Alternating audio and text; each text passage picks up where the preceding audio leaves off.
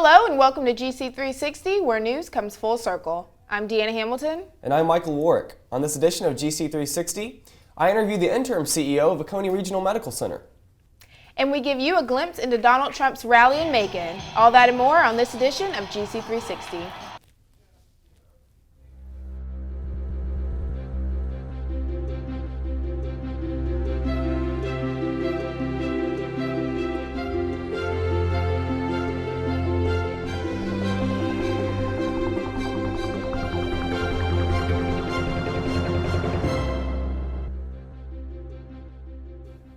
An arrest has been made in connection with the local drive-by shootings investigation.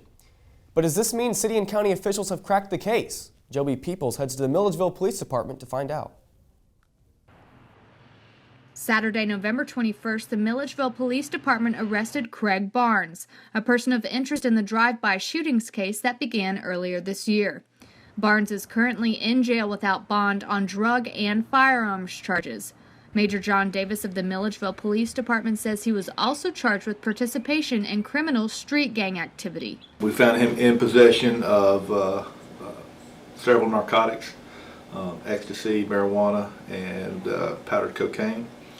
Also found that he had tossed a couple handguns. We believe he had tossed a couple handguns out the window while we were trying to gain entry into the hotel room, which was a stolen 40 caliber handgun and a stolen 9mm. Davis says that although Barnes is a person of interest, he has a very loose association to the drive-by shootings. There's nothing concrete that I could attach it to and take it in front of a grand jury for an indictment. He just remains a person of interest in that case right now. Just 3 days after the Barnes arrest on Tuesday, November 24th, according to the Union Recorder, 27-year-old Devron Torrance was shot and killed on Horn Avenue, struck by a bullet to the head while in the passenger seat of a gray 2005 Dodge Dakota truck. The Union Recorder also reports that the two suspects, 18-year-old Tristan Connor and 20-year-old Haley Farmer, were arrested and charged with making false statements. Davis says that he believes the murder Tuesday night is linked to the string of drive-by shootings in the Milledgeville area. Those are all related. They certainly stem from the same street gangs. The Milledgeville Police Department, the Baldwin County Sheriff's Office, and other law enforcement agencies continue to work together in this ongoing investigation. In Milledgeville, Joby Peoples, GC360 News. Donald Trump's campaign made a stop in Macon, Georgia on Monday, bringing thousands of people to the Macon Coliseum. Trump did not speak on one particular issue during the rally, but he had plenty to say. He began by attacking his opponents within the first few minutes of his speech, stating that Hillary Clinton does not have the strength or the stamina to be president. When Trump mentioned Senator Bernie Sanders, the crowd booed. President Obama was soon on the chopping block as Trump called the way Obama has been handling situations overseas as stupid. As for health care, Trump said we need real health care and called Obamacare a disaster. Over 16 million previously uninsured people have become insured since the Affordable Care Act became law over 5 years ago. The crowd seemed pleased with what Trump had to say, with the exception of a few dozen people protesting outside the Coliseum. The next Republican debate is scheduled for December 15th, and the next Democratic debate is scheduled for December 19th. On November 3rd, voters in Baldwin County struck down a proposal calling for the unification of Milledgeville City and Baldwin County governments into a single entity. GC360's Will Willever finds out how both sides are reacting to the vote. Both sides in the unification issue are regrouping after the November 3rd vote. Proponents of consolidation say they would like to work with opponents and come up with an acceptable plan for consolidation. Opponents don't seem inclined to do that. Gregory Barnes is the chairman of the main opposition group, the Committee Opposing Consolidation in Milledgeville and Baldwin County, or COC. The voters have voted, and that the will of the people says we do not like the concept or the desire to see consolidation as part of Baldwin County. Opponents worried that unification would mean higher taxes and job losses for existing government workers. In addition, some members of Baldwin County's black community believe that the proposed new districts for county commissioners were drawn in a way that would dilute the minority vote. State Representative Rusty Kidd, a major proponent of consolidation, says voters had the wrong idea about the proposal. So there were a lot of misinformation put out. And probably one of the main ones was that they said that property taxes were going to go up. But the other side, in order to muddy up the works, were telling the county people it was going to raise taxes. But obviously it was not going to raise taxes. The bill in itself said he couldn't raise taxes for at least a year. Okay, how do you think we should frame it up? Kidd says he has invited members of the opposing side to meet with him and revise the consolidation proposal. But Barnes says that the time has come for Baldwin County to discuss other issues. City Councilman Walter Reynolds, who helped push consolidation forward, believes that unification can help the community and says that the pro-unification side has no plans to give up. We would like to hear from the voters. We want to hear what their concerns were. We'd like to make the best document possible to present on the next go round. The issue will not be over anytime soon, as Baldwin County voters could see the legislation on the docket again as early as 2018. Reporting for GC360, I'm Will Woolever. After the break, we'll take a look at another issue facing Milledgeville and Baldwin County, the health of our hospital. I'll be speaking with the interim CEO of Oconee Regional Medical Center. And later, Lauren Hargrove will have her movie and television reviews. Also, Buffington's puts on their own drag show, so don't move a muscle. We'll be right back. Wow, these are really good. You act surprised.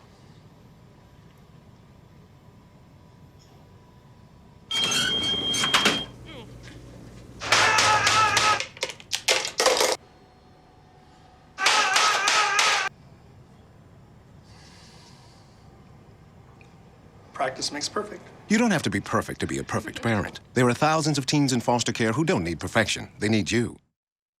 If you want to be a parent, it doesn't matter how you play, what you wear, how you dance, or even what direction life takes you.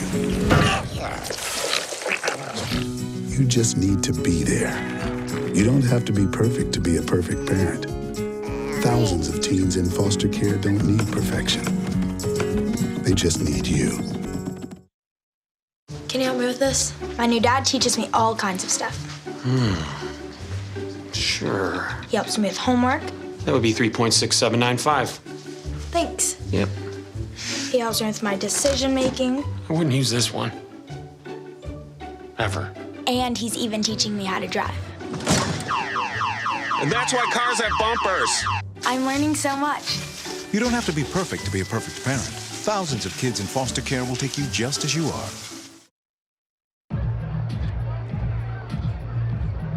If you drive buzzed, it could cost you around $10,000. You'll face major legal fees, major fines, and steep insurance penalties. You could lose everything. Buzzed, busted, and broke, because buzz driving is drunk driving.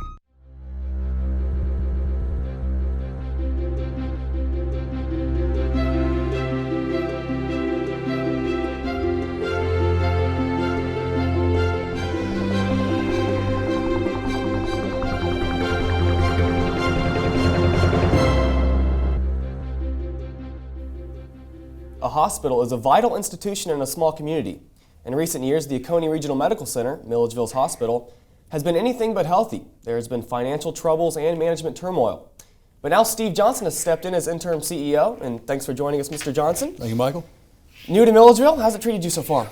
I am. It's been great. I haven't been out much. I'm just shy of 4 weeks now, so okay. I'm still trying to learn my way around and learning how to park downtown. I know. Hey, I'm a student. I can understand the whole parking you. situation. I've wrecked a couple parking tickets already that I haven't paid for. The CEO position at ORMC, Oconee Regional, has been kind of come and go. They've come and gone before you. Did you have any hesitations to take the position? Well, sure. I mean, anytime you try something new that's a challenge, sure. I think you have some reservation, some hesitation. This is no different. I will tell you that the average tenure of a CEO in hospitals today is about 3 years. Okay. So turnover is not uncommon. Now my background has been such that the last 2 stints I've been in have been on average 15 years, so not so much there, but around the globe you find turnover.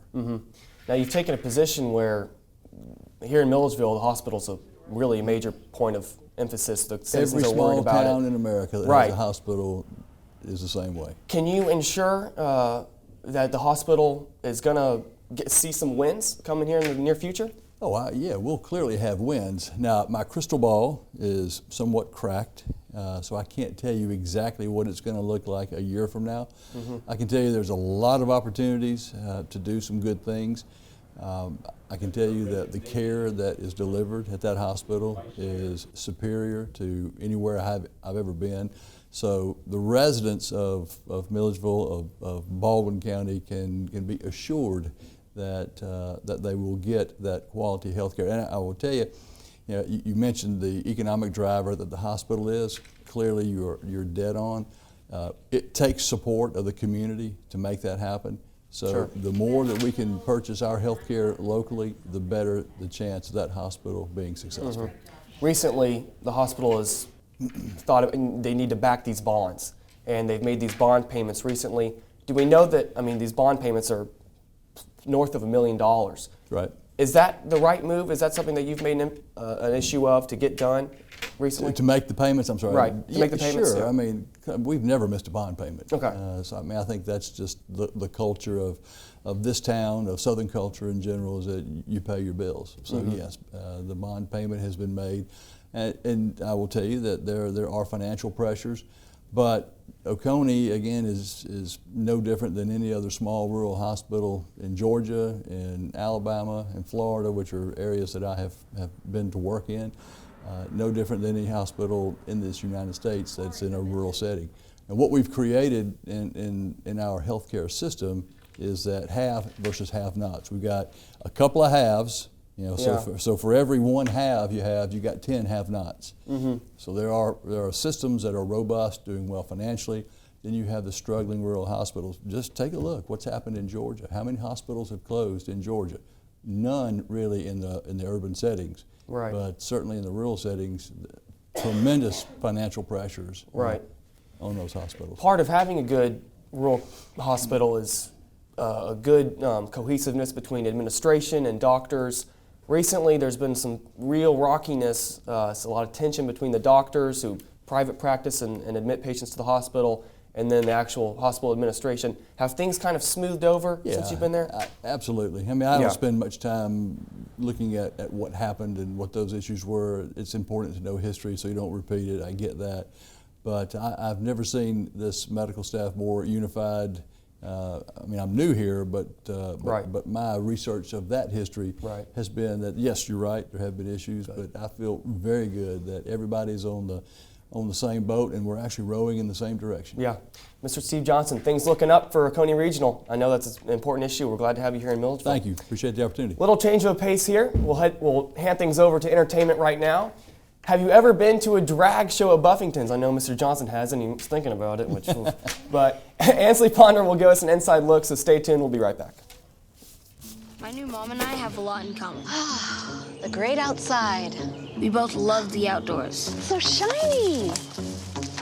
That's not a flower. We both love geology. Oh, look.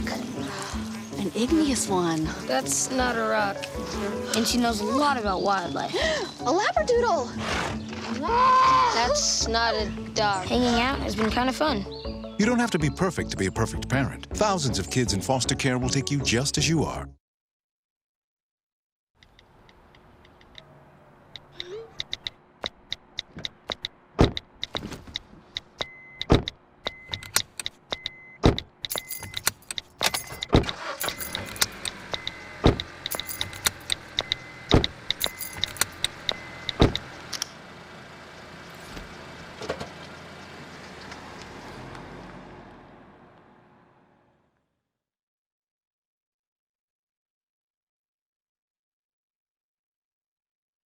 What if you could invest in the future?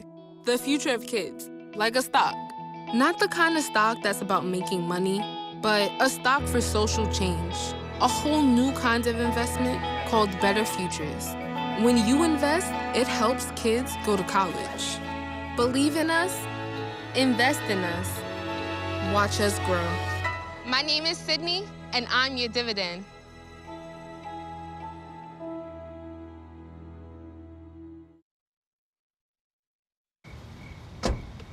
Thank you, dear. Well, you're very supple.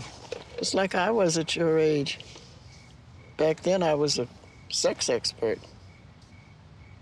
Used to call me the buttered biscuit. I know about birth control, too. So you can ask me anything, baby. Bedsider.org has birth control information and a lot more. And it's... Have you had sex in this car yet?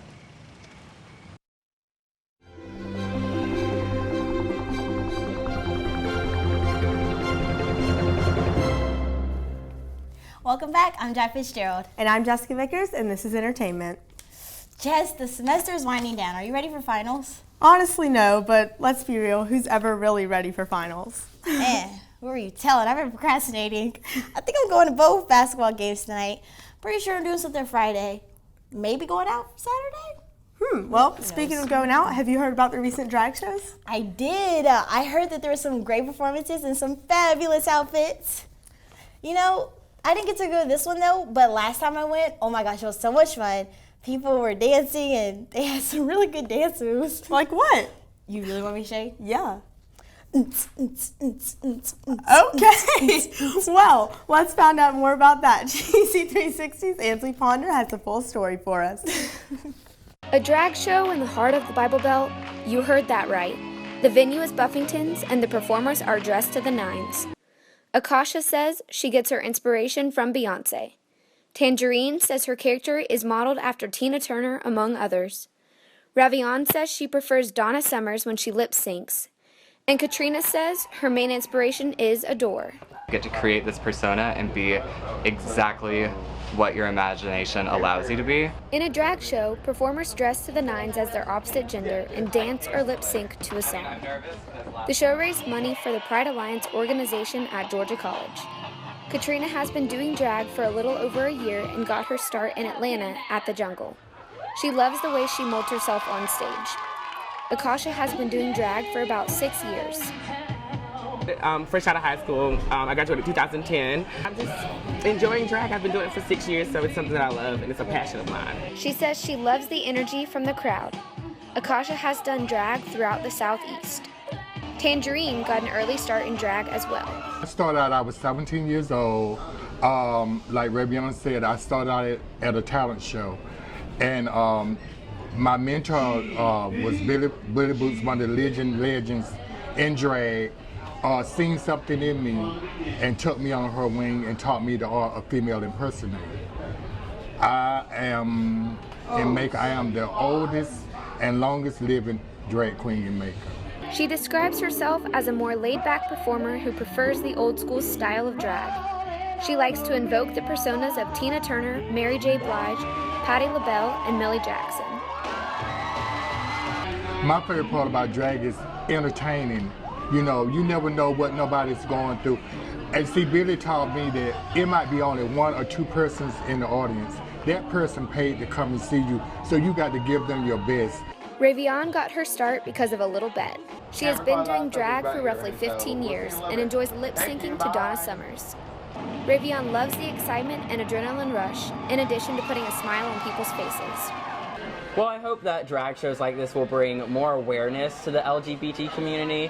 Living in Milledgeville, you know, it's a conservative town, it's the Bible Belt, so people have very conservative, reserved values about LGBT individuals.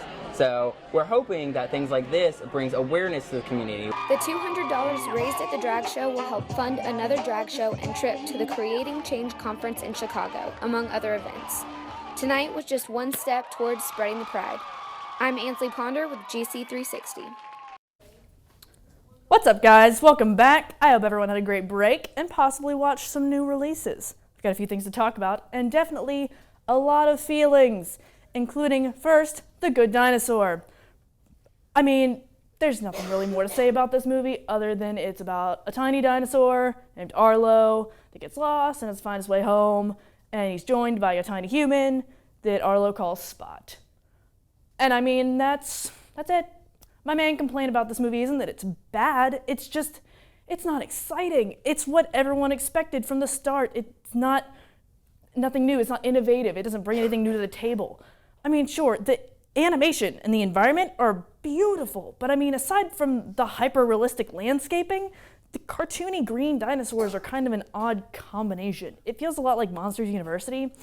It's basically filler for Finding Dory and Mona. I mean, there's enjoyment to be had from this movie, but the bottom line is it's not worth the theater trip unless you have a 3-year-old child. The movie that I and many others were happily surprised about, though, was Victor Frankenstein. Same story we know, but this movie is told from Igor's perspective, because we couldn't have a Daniel Radcliffe movie without him being the star. The film almost has a Sherlock Watson dynamic to Frankenstein and Igor. They're just zany and fun. Altogether, it's an enjoyable movie to watch. James McAvoy is super entertaining to watch as Frankenstein. He's over the top and eccentric. I mean, altogether, he's the perfect casting choice. And it's finally refreshing to see Daniel Radcliffe show his talent with an excellent performance by him as well. This is definitely an interesting take on the story. I mean, with all the fairy tale retellings they've been doing within the past few years, it's the best so far that I've seen, at least. It's good. There's also an interesting point in this story where the characters start to question the morals behind what they're doing and the science and everything, which is super interesting. I mean, of course, this movie isn't perfect. There are some pacing issues with the plot here and there, especially like at the end with like the fight scene. But altogether, it's a good time. Now on to some TV, because a couple of new cool shows just came out over the break within the past couple weeks. First being Jessica Jones. Despite being a new Marvel TV show on Netflix, it's sort of a mixture of a superhero and a detective drama show, but it works for the characters. Aside from Jessica herself, the main character, the saving grace is David Tennant as Kilgrave, the villain. His delivery, his performance is absolutely stunning, and it at least deserves a watching like the first episode. I mean, he's creepy, it's really good, it's cool. The second show I recommend, though, is brand new, out of nowhere, and it's called The Man in the High Castle, based on a novel. And this show depicts what life would be like if the Japanese and the Nazis had won World War II. I mean, this show is fantastic. It's weird, it's different, especially for those of you who like history. It's visually appealing, it's got great acting, and it's well written. It's dark and unsettling, but captivating altogether. So there are two parallels for movies and TV, depending on the kind of person you are. I hope you enjoy my picks. Good luck on finals, rest well, study up. But coming up after the break, our sports team gives updates on women's basketball team, and finals week is just around the corner. So how do you prepare? Stick around and we'll be right back.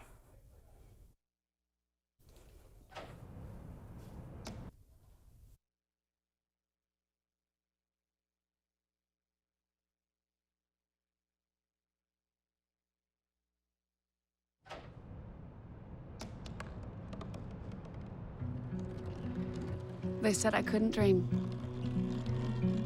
Called me a piece of trash and swore that's all I'd ever be.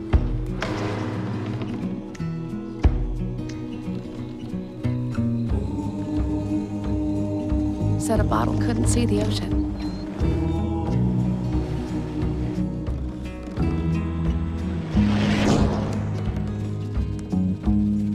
Give up.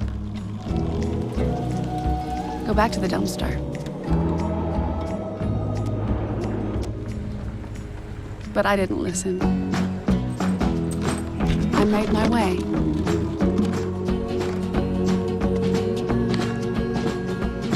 And now, I am what I've always wanted to be.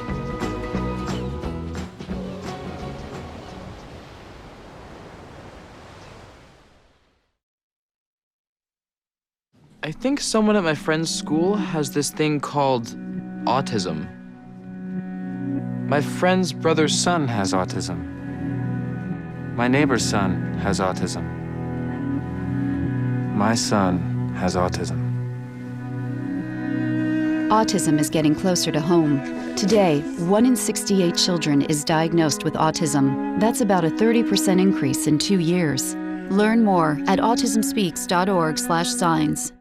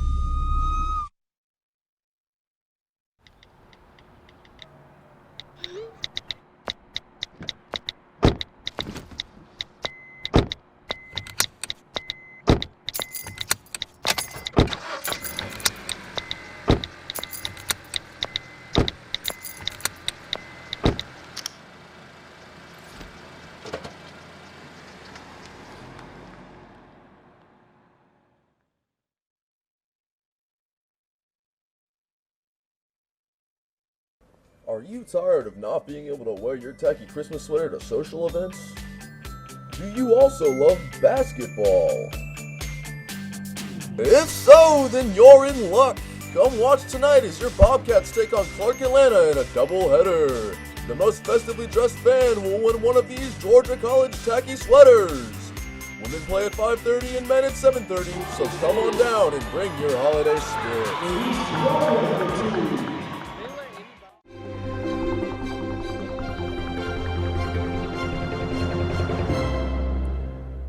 Hey everybody, I'm Kit Souther. And I'm Darlene Davis, and this is Sports. For the first time in Georgia College's intramural history, the GC women's flag football team beat Valdosta State to win the Georgia Intramural State Championship.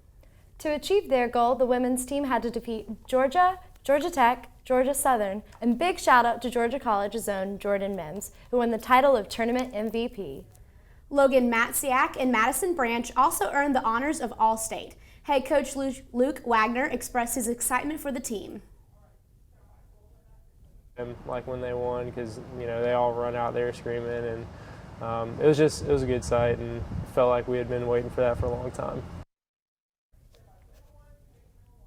Thanks for watching Sports, everybody. It's time to toss things back over to Deanna and Michael. The notorious time of the semester that Georgia College students dread is here, finals week. GC360's Mary Henderson asks students how they prepare for a week full of exams.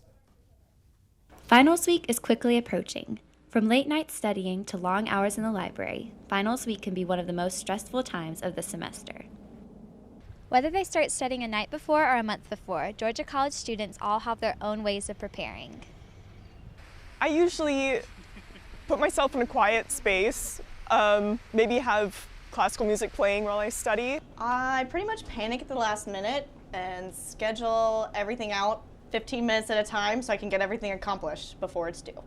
I spend most of my time looking over my syllabi to make sure that I haven't forgotten any last minute assignments, to make sure that I don't have any conflicts with any of my finals. Basically going to the professors outside of class time and asking them clarification questions and asking them like what to expect, because this is my first semester of college ever, so I don't know what the final is going to be like. I'll go through all my notes that I take during the semester, review, and I'll write them down again because I feel like writing is the best way to study for finals. Everyone also has their tried and true tips on how to successfully tackle this stressful week. And then I also like to treat myself, to keep myself going, to motivate myself by, getting Starbucks or like Einstein's or something. And I take things just one little task at a time so I don't get overwhelmed. I think coffee, a lot of coffee.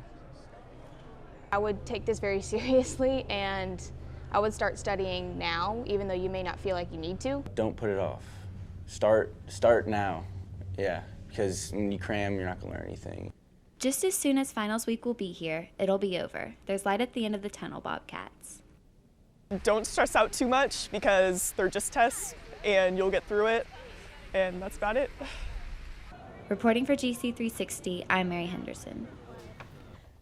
That's all for news here at GC360. As always, be sure to check us out on Facebook, Twitter, Instagram, or Snapchat for the latest updates. I'm Deanna Hamilton. And I'm Michael Warwick. We hope to see you again next week for our final show of the semester, where news comes full circle.